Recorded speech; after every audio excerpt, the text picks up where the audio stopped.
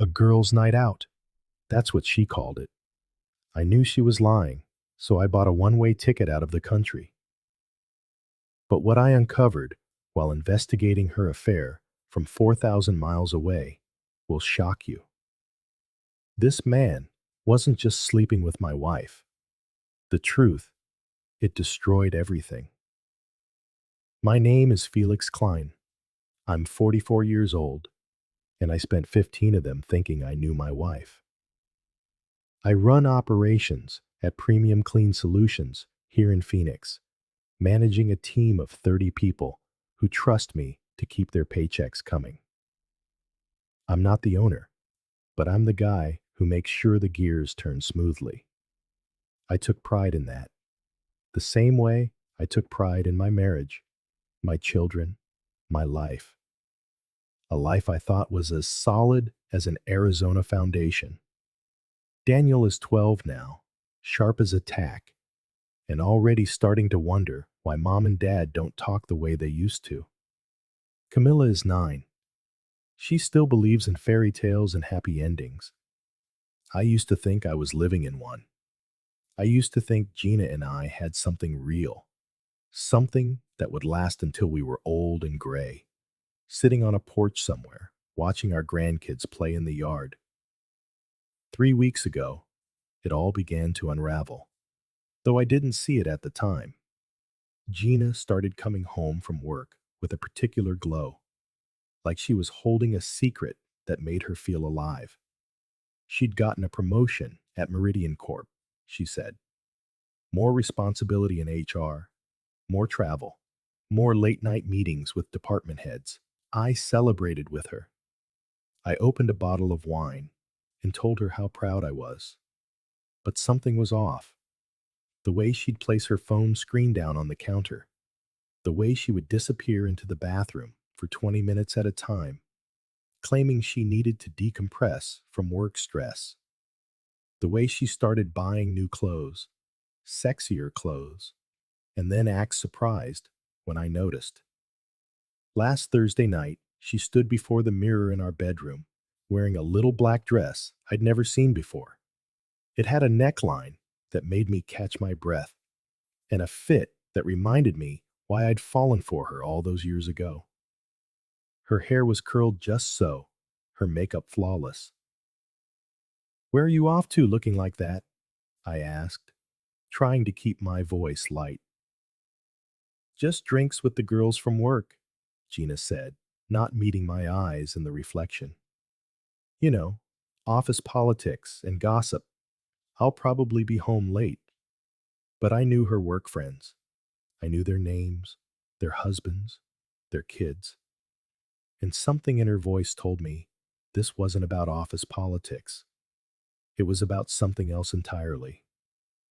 She kissed me on the cheek on her way out, leaving a trail of a perfume I didn't recognize. "Don't wait up, honey. You know how these things go." 20 minutes after she left, I made a decision that would change everything. I opened my laptop, went to the airline's website, and booked the first flight I could find out of the country.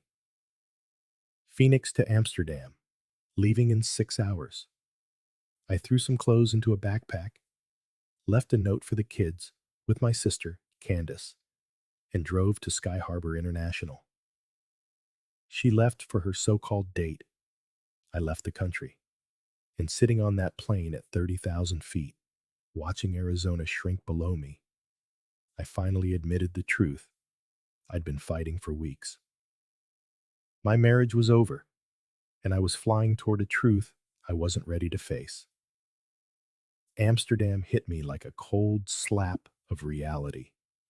The flight had been a blur of recycled air and restless thoughts. But stepping off that plane at Schiphol Airport, the weight of what I had done settled on me. No plan, no hotel reservation. Just a man running from a truth he couldn't bear to confront. I found a small hotel near the canals, the kind of place that doesn't ask too many questions about American businessmen who show up without luggage. The room was tiny, but it had a window overlooking the narrow streets where bicycles moved like schools of fish, and people seemed to have a purpose I'd lost somewhere over the Atlantic. The silence was what hit me first. No kids arguing over the remote. No sound of Gina's heels clicking on the hardwood floors. Just a thick, suffocating quiet, forcing me to sit with the thoughts I'd been avoiding for months. I didn't check my phone until the next morning. 43 missed calls, 67 text messages.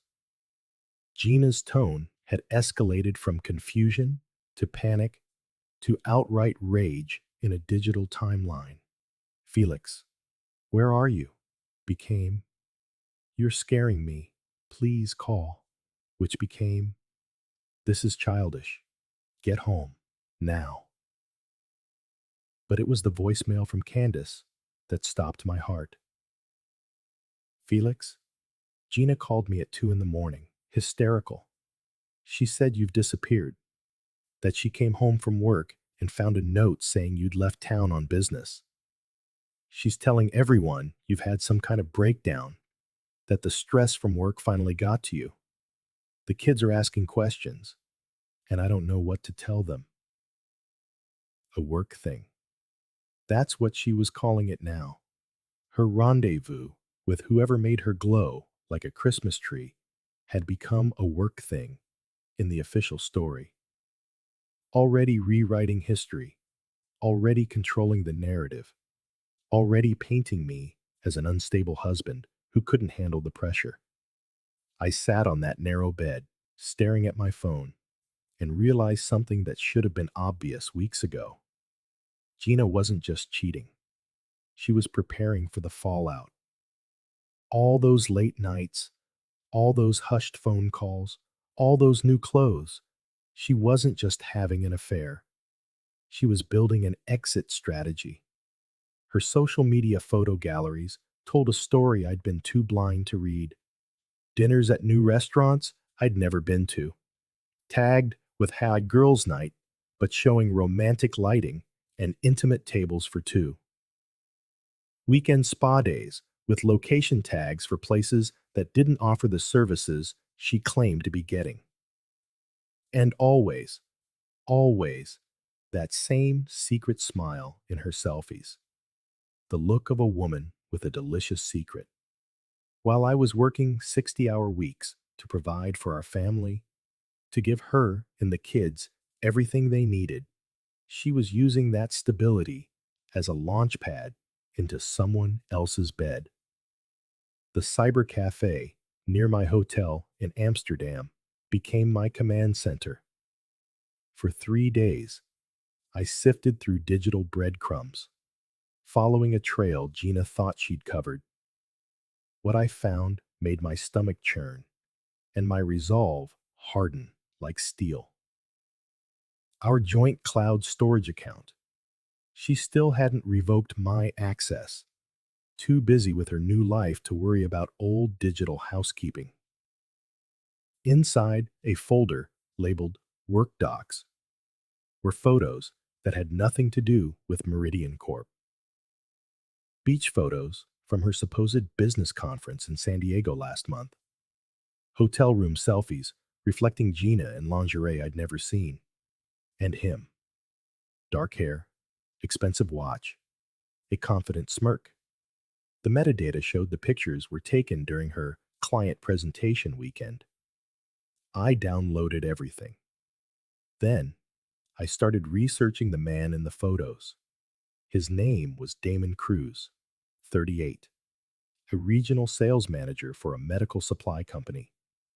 His LinkedIn profile showed he'd been in Phoenix for 6 months, recently divorced, likes craft beer and hiking. He'd posted pictures from the same restaurants where Gina claimed to be having her girls' nights. But here's where it got interesting. Damon had tagged Gina in several posts, calling her his amazing project partner and the smartest woman in Phoenix. Their companies had never done business together. I checked. My next call was to Jake Morrison, an old army buddy who'd gone into private investigation after his service. Jake specialized in background checks for divorce attorneys, the kind of work that required discretion and thorough documentation. Felix Klein, Jake said when he heard my voice. Long time, brother. What can I do for you? Jake, I said, I need a full workup on someone. Professional and personal history, financial records, employment verification, everything. This about your marriage? He asked. How'd you know? Because men like you don't call men like me unless their world is falling apart. Send me what you have. 20 minutes later, Jake had the dossier on Damon. The guy was clean on paper, but Jake promised a full report in 48 hours. That night, I sat in a brown cafe, nursing a Dutch beer and planning my next move. Gina thought she was playing chess, while I was playing checkers. She was about to learn that underestimating a man with nothing left to lose was the biggest mistake she could ever make. The call from Candace came at 4 a.m. Amsterdam time. I was awake anyway, poring over Jake's preliminary report on Damon Cruz when my phone rang with the kind of urgency that only means bad news. Felix, you need to come home, now. Candace's voice was tight with controlled panic. Camila is in the hospital. My 9-year-old daughter had collapsed during gym class with severe abdominal pain. The doctor suspected appendicitis, possibly ruptured. She was in surgery at Phoenix Children's Hospital. Gina's a wreck at the waiting room, Candace said. She keeps asking where you are. I told the doctors you were traveling for business, but Felix, that little girl needs her dad. I was on the next flight out of Schiphol. Jake's report was still loading on my laptop during the 8-hour journey home. Damon Cruz had 2 prior relationships that ended badly, including one woman who filed a restraining order. Financial records showed expensive tastes and mounting credit card debt. The man my wife was destroying our family for was a walking red flag. But none of it mattered now. My daughter was in surgery, and I'd been playing detective in Amsterdam while my children needed me in Phoenix. The children's hospital at midnight felt like every parent's nightmare.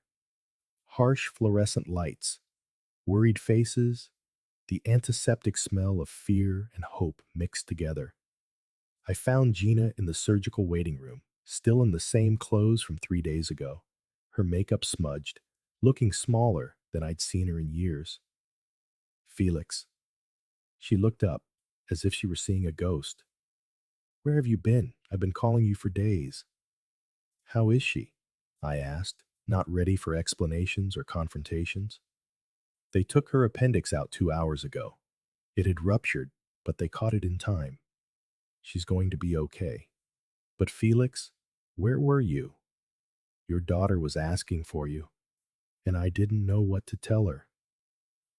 For a moment, I saw the woman I married, the mother of my children, scared and exhausted and needing support. But then I remembered the photos on my laptop, the evidence of months of deception, the way she had been systematically dismantling our life while I worked to support it. I was taking care of some business, I said, business that couldn't wait. What business is more important than your family? The irony of that question, coming from her, almost made me laugh. But this wasn't the time or the place. This was about Camilla, about being the father my children deserved, regardless of what their mother had chosen to become. Can I see her? Gina nodded toward the recovery room. She's been asking for you. I told her you were working, that you'd be here as soon as you could. Walking into that hospital room, seeing my little girl hooked up to tubes and monitors, but smiling when she saw me, I made a decision. Whatever happened between Gina and me, my children would always come first. They didn't deserve to pay for their mother's choices or their father's mistakes. Daddy, Camilla whispered, I knew you'd come back. I took her small hand in mine, feeling the weight of the promises I intended to keep. I'm here, sweetheart, I said. Daddy's here. Jake's full report on Damon Cruz arrived while I was sitting in my daughter Camilla's hospital room, watching her sleep off the anesthesia.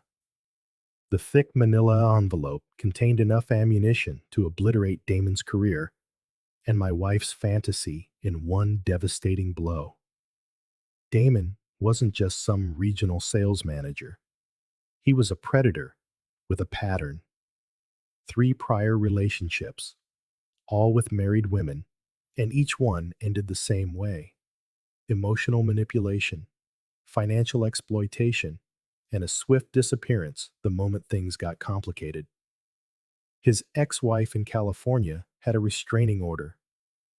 His former employer in Texas had fired him for falsifying expense reports. But the real kicker was his current financial state: maxed out credit cards and 2 months behind on his car payments. Using the hospital's Wi Fi, I created an anonymous email account and sent a message to Damon Cruz, a message designed to shatter his comfortable little world. Mr. Cruz, I wrote, we need to discuss your relationship with Gina Klein.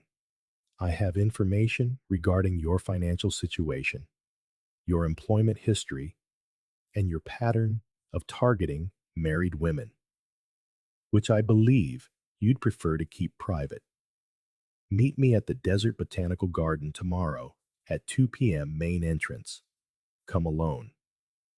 I signed it, a concerned party, and hit send. Then I called Jake Morrison. Jake, I need you somewhere tomorrow afternoon. Backup, in case things go south. You sure you want to confront this guy directly? He asked. Might be smarter to negotiate through lawyers. Keep your hands clean. I need to look him in the eye, I said. I need to see the kind of man who thinks he can tear my family apart and walk away unscathed. Your call, brother, but be smart about it. Guys like that don't react well to being cornered. That night, Gina slept in the chair beside Camilla's bed while I watched them from across the room. She looked exhausted, older, like someone carrying a weight she could no longer bear. For a moment, I almost felt sorry for her. She thought she'd found excitement, romance, someone who made her feel young again. Instead, she'd found a manipulator who saw her as a meal ticket, an easy mark. Tomorrow, I would give Damon Cruz a choice: walk away from my family, or have his entire house of cards collapse in a very public, very expensive way. Either way, my children would be shielded from the consequences of their mother's choices. And Gina? She would learn what happens when you go all in on a man who's gambling with house money that isn't his to lose. The Desert Botanical Garden at 2 p.m. was perfect for what I had planned. Public, enough to keep things civil. Private enough for an honest conversation. I arrived 30 minutes early, positioning myself with a clear line of sight to the entrance and making sure Jake was in place at the nearby cafe. Damon Cruz showed up exactly on time, looking like a man who wasn't sure if he was walking into a business meeting or a trap. Expensive sunglasses, perfectly coiffed hair, the kind of casual confidence that comes from never having to face real consequences. He spotted me immediately, a middle-aged guy in work clothes, sitting alone on a bench, clearly not part of the usual tourist crowd. You must be my mysterious correspondent, Damon said, settling onto the opposite end of the bench. Mind if I ask who I'm speaking with? Felix Klein, I replied, Gina's husband. The color drained from his face, as if someone had pulled a plug. He started to rise, but I held up a hand. Sit down, Damon. We're going to have a conversation, and you're going to want to hear what I have to say. I took Jake's report from my bag and laid it on the bench between us. Interesting reading, I said. 3 restraining orders, 2 fraud investigations, 1 bankruptcy filing, and a pattern of seeking financial support from married women. Shall I go on? I don't know what you're talking about, he said, but his voice had lost its smooth confidence. Crystal Henderson in San Diego. She maxed out her credit cards buying you a new wardrobe. Sarah Wellington in Phoenix convinced her to co-sign on that BMW you're 2 payments behind on. Jennifer Mowry in Scottsdale. She's still paying for the vacation you 2 took to Cabo while her husband was deployed overseas. Each name hit him like a physical blow. He wasn't expecting this level of research, this depth of knowledge about his operation. What do you want? He asked, his voice tight. Simple. You disappear. Today. No contact with Gina. No goodbye texts. No dramatic explanations. You pack your things. You go run your con somewhere else. And you never come back to Phoenix. And if I don't? I smiled. The kind of smile I'd perfected over 23 years of dealing with difficult, untrustworthy contractors. Then tomorrow morning, copies of this report get sent to your employer, your landlord, your ex-wife's attorney, and the 3 women whose lives you've been busy wrecking. I'll also make sure Gina knows everything about your financial situation and your history with married women. You're bluffing. I pulled out my phone and showed him screenshots of the pre-drafted emails, addresses already filled in. Try me. For 30 seconds, we sat in the desert silence. A roadrunner darted past, chasing some unseen prey through the succulents and cacti. Tourists ambled by, enjoying the afternoon, unaware they were witnessing the end of an affair and the collapse of a con man's latest scheme. She won't believe you, Damon said finally. She's in love with me. She's in love with the man you pretended to be, the successful businessman, the romantic who sweeps her off to expensive restaurants, the guy who makes her feel special. When she finds out you're broke, unemployed, and running the exact same game on 3 other women, that love is going to evaporate fast. He stood, adjusting his jacket, trying to reclaim some shred of dignity. You can't control her. She's a grown woman. She can make her own choices. You're right, I said, but I can make damn sure she has all the information she needs to make those choices wisely. Damon Cruz stared at me for a long moment, probably calculating odds, weighing risks, deciding how much fight he had left in him. Fine, he said, but this isn't over. Yes, it is, I replied, because if I see you again, if you contact my wife again, if you so much as drive through my neighborhood again, this report goes public, and your life gets very complicated, very quickly. He walked away without another word. I sat on that bench for another 20 minutes, watching him disappear into the parking lot, likely already planning his next move to his next town and his next set of victims. One problem solved. The bigger one was still waiting at home. 3 days after Damon vanished from Phoenix, Gina came home looking like someone had hollowed her out from the inside. She'd been calling him nonstop, getting voicemail, then discovering his social media accounts had been deleted. The fantasy was over, and reality was setting in hard. Felix, we need to talk, she said, finding me in the garage where I was organizing tools, avoiding the inevitable conversation. About what? I asked, not looking up from the workbench. About us, about what happens next, about the kids. That got my attention. What about the kids? Gina sat on an old paint can, suddenly looking every one of her 42 years. Daniel asked me yesterday if Daddy was going to move out. Camilla's been having nightmares ever since she got home from the hospital. They know something is wrong. They know because their mother has been lying to everyone, including them, for months. Don't take the moral high ground, Felix. We both made mistakes. I dropped my wrench and finally looked at her. What mistakes did I make, Gina? Working 60 hours a week to support this family? Missing date nights to pay for Camilla's dance classes? Trusting my wife when she said she was working late? You stopped seeing me, she said softly. You stopped trying. We became roommates, not lovers. So you found someone else to fix that problem. I found someone who made me feel alive again. Someone who listened when I talked, who made me laugh, who made me feel like a woman instead of just a mom and an employee. The bitterness in my chest wanted to erupt, to remind her that Damon had made 3 other women feel the exact same way while he drained their bank accounts. But Daniel chose that moment to walk into the garage. Dad, can you help me with my science project? Our 12-year-old son asked, then paused, seeing his parents frozen like deer in headlights. Sure, buddy, I said. What do you need? It's about ecosystems, how they work when everything's in balance, and what happens when something that doesn't belong gets introduced. The irony was lost on neither of us.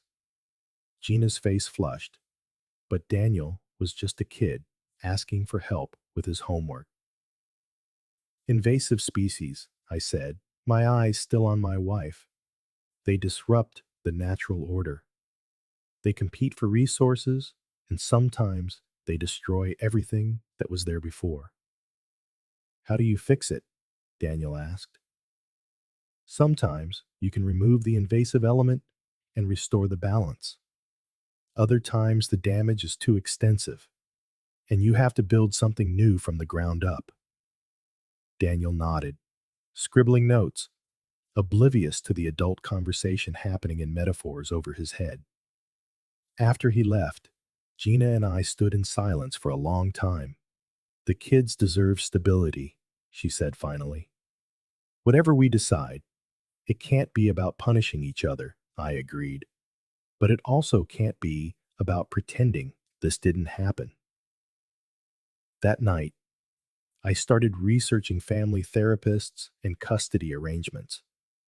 Not because I wanted to hurt Gina, but because our children needed parents who could put their well-being first, even if their marriage was broken beyond repair. The ecosystem was shattered. Now, we had to figure out how to build something new that would protect the most innocent members of our family. 2 weeks later, I did something that surprised everyone, including myself. I started a blog, Surviving Betrayal, a father's guide to rebuilding. It began as a way to process my own experience, but it quickly became something more. I wrote about the signs I'd missed, the evidence I'd gathered, the confrontation with Damon, and the ongoing challenge of co-parenting with someone who had destroyed my trust. I kept the names anonymous, the details altered to protect everyone's privacy, but the core truth remained. Men who'd been cheated on weren't helpless victims. We could investigate, document, protect our assets, and fight for our children, all while maintaining our dignity and integrity. The response was immediate and overwhelming. Comments poured in from men who had lived through similar situations, messages from husbands in the middle of discovering affairs, even notes from women who wanted to understand their husbands' perspectives. Within a month, the blog had 50,000 subscribers. Dad, kids at school are asking if you're the guy who writes that website, Daniel said one morning at breakfast. I nearly choked on my coffee. What website? The one about divorce and... Unfaithful Wives. Tommy Patterson's dad reads it. He said you sound like a badass. Gina looked up from her phone, an unreadable expression on her face. Felix, please tell me you are not writing about our private business online. I'm writing about my experience. Your name isn't mentioned anywhere. But people will figure it out. This is a small town, and you're getting attention you never wanted before. She was right. The local news had picked up the story of the anonymous Phoenix blogger helping men navigate infidelity. 2 podcasts requested interviews. A literary agent reached out to discuss a book deal. You're embarrassing our family, Gina said.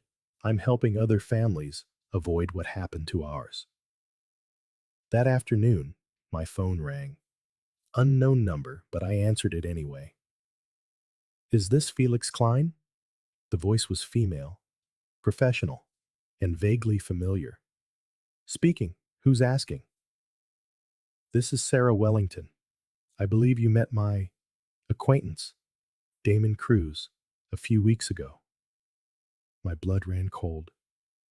Sarah Wellington was one of the women from Jake's report, one of Damon's previous victims. I've been reading your blog, she continued, and I think we need to talk. Sarah Wellington walked into my Phoenix office 2 days later, carrying a binder thick enough to end careers. She was poised, well-dressed, and carried herself with the kind of controlled posture that comes from surviving something that should have destroyed you. Damon Cruz cost me $87,000 and my marriage, she said, settling into the chair across from my desk. When I read your blog, I realized you did what I couldn't. You stopped him before he could finish the job. She opened the binder, revealing bank statements, credit card bills, hotel receipts, and photos that told a story I had already heard. Different woman, same predator, identical playbook. He told me my husband didn't appreciate me, Sarah continued, that I deserved more, deserved someone who would treat me like a queen. By the time I realized what he was doing, he had already maxed out 3 of my credit cards and convinced me to co-sign on his car. The way it ended, he vanished the moment my wife asked for a divorce. He left, leaving me with the debts, the legal bills, and a reputation that follows me everywhere in San Diego. I leaned back in my chair, processing what she was telling me. Sarah, how many other women has he done this to? At least 6 that I've found. Crystal Henderson in San Diego, Jennifer Morris in Scottsdale, Lisa Parker in Tucson, Maria Santos in Albuquerque, and now your wife here in Phoenix. 6. 6 shattered families. 6 that we knew of. He'd been running this game for at least 3 years, moving from city to city, leaving a trail of wreckage behind him. That night, I made a decision that would change everything. I updated my blog with a new post, titled simply, Damon Cruz. The response was immediate and explosive. Comments poured in from women who recognized the behavior. Messages from men who had found themselves in similar situations. Within hours, I received a phone call that made my blood run cold. Mr. Klang, this is Detective Maria Rodriguez with the Phoenix Police Department. We need to talk about your blog post on Damon Cruz. Apparently, 3 women had filed police reports in the last week, all of them citing my blog as the reason they finally came forward. Damon Cruz wasn't just a cheater or a con man. He was potentially facing criminal fraud charges in multiple states. 2 days later, while the kids were at school, Gina cornered me in the kitchen. Felix, the police called me. They want to interview me about Damon. What did you tell them? I told them what you did, how you connected his victims to each other. Her voice was sharp. You've ruined his life. He ruined his own life. I said, my voice steady. I just made sure he couldn't ruin anyone else's. Gina stared at me as if she were seeing a stranger. I didn't know you were capable of this. Neither did I admitted, but our children deserve a father who fights for them. The divorce papers were finalized 3 weeks later. Gina got the house. I got primary custody of Daniel and Camila, and we both got a second chance to be better parents than we had been partners. My blog now has over 200,000 subscribers. The book deal was finalized last month. And Damon Cruz, he's facing fraud charges in 4 states, with more women coming forward every week. Sometimes, the best revenge is simply making sure the truth gets told. A year later, I'm sitting in my new apartment, watching Daniel help Camilla with her homework at the kitchen table we picked out together. The place isn't as big as the house, but it's ours. No lies, no secrets, no walking on eggshells around someone who already has one foot out the door. Dad, there's someone at school who wants to meet you, Daniel says, not looking up from his math problems. Oh yeah? Who's that? Ms. Patterson. She reads your blog. She says you helped her brother when his wife was cheating. I've gotten used to these conversations. The blog had connected me with hundreds of men going through similar situations, creating a community of support I never knew existed. Some stories ended in reconciliation, others in divorce. But they all ended with men reclaiming their dignity and their voice. She's single, Camilla adds, with the subtle matchmaking skills of a 9-year-old. And she makes really good cookies for the school bake sale. Camilla, I'm not really looking to date anyone right now. But you're lonely, Dad. I can tell. From the mouths of babes. She wasn't wrong. The apartment was quiet at night after the homework was done and the kids were asleep. But it was a different kind of quiet than the house had been. Honest instead of tense. Peaceful instead of suffocating. My phone buzzed. A text from Jake Morrison. Cruz pleaded guilty to 6 counts of fraud. Sentencing guidelines are 3 to 5 years. Thought you'd want to know. Justice served at last. Not the dramatic courtroom showdown you see in the movies, but the slow, methodical collapse of a man who built his life on other people's trust and other people's money. Gina texts occasionally, usually about the kids' schedules or school events. She's dating someone new, an accountant from her office who, apparently, has no criminal record and no habit of preying on married women. I wish them well. Seriously, Dad. Daniel looked up from his homework. I'm proud of you. Why's that? For not giving up. For fighting for us. For showing me how a man is supposed to handle things. Those are the moments that make it all worthwhile. Not the success of the blog, not the book deal, not even seeing Damon Cruz face the consequences of his actions. Just knowing that my children saw their father handle the worst betrayal of his life with dignity, strength, and a resolve to protect what mattered most. Thanks, son. I'm proud of you too. Outside, Phoenix stretched out toward the mountains, full of possibilities and second chances. Our little ecosystem had been shattered, but from the wreckage, we built something new. Something stronger, more honest, and more resilient than what came before. And sometimes, that's the best ending you can hope for.